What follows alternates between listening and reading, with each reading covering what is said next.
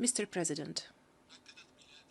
my country has reaffirmed that the risk of cybercrime is permeating and is aggravating day after the other due to the increase of the use of information and communications technologies by terrorist groups to achieve their terrorist goals.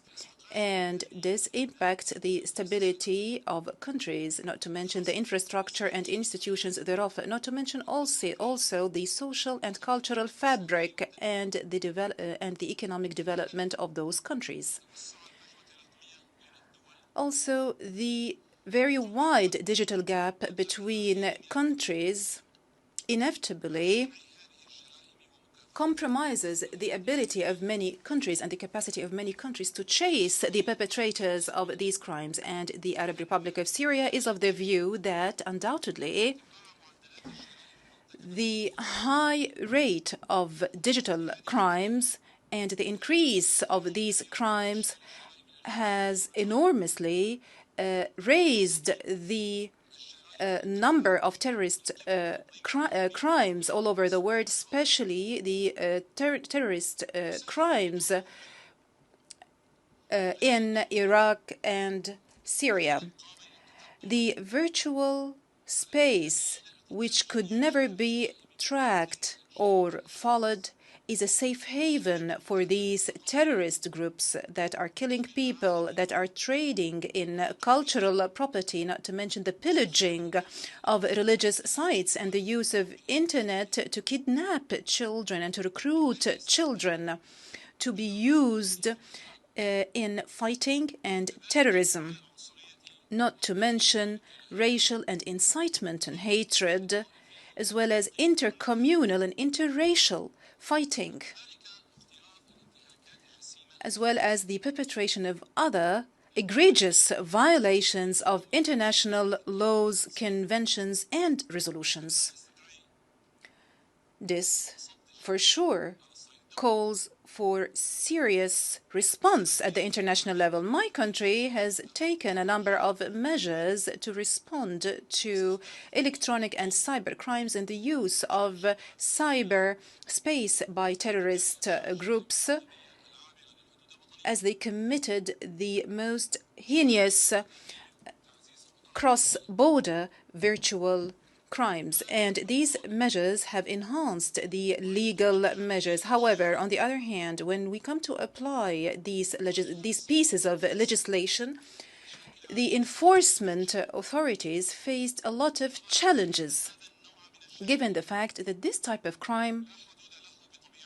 knows no borders. Thus, criminal investigations are more complicated and more challenging for enforcement authorities. These challenges also include addressing the monopoly by certain advanced countries of the internet web, as well as the politicization thereof, and the failure of cooperation with Syria when it comes to exchange of pieces of evidence regarding people embroiled in such crimes. In addition to that, the embargo on my country and the unilateral illegal measures imposed thereon by the United States and other countries, together with the European Union, who are monopolizing ICT, all of the foregoing limits the capacity of the authorities concerned in my country to get the equipment necessary to respond to these crimes. Mr. President, Syria is of the view that the instruments of international law that are currently in use at regional and international levels are inadequate to respond to the use of ICT illegally in criminal and terrorist crimes. And at the time, we don't have an international convention except for maybe the Convention of the Council of Europe related to cyber crimes, which do not cover the use of ICT in terrorist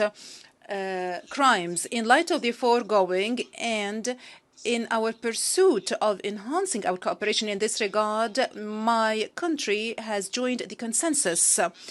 as we do believe that it's important and necessary to forge forward, especially with the open task force which was established by virtue of Resolution 247, which is to elaborate an international comprehensive convention to counter the use of ICT in criminal purposes, which guarantees the participation of all states in this regard to reach an agreement between all member states to consider all solutions to respond to cyber crimes by using ICT, and to lay down an international legally binding instrument on international cooperation in this regard, which should not run counter to the interests of member states. And we have to take into consideration that the current legal provisions are inadequate and they do not cover ICT crimes. Thank you, Mr. President. I now give the floor to the distinguished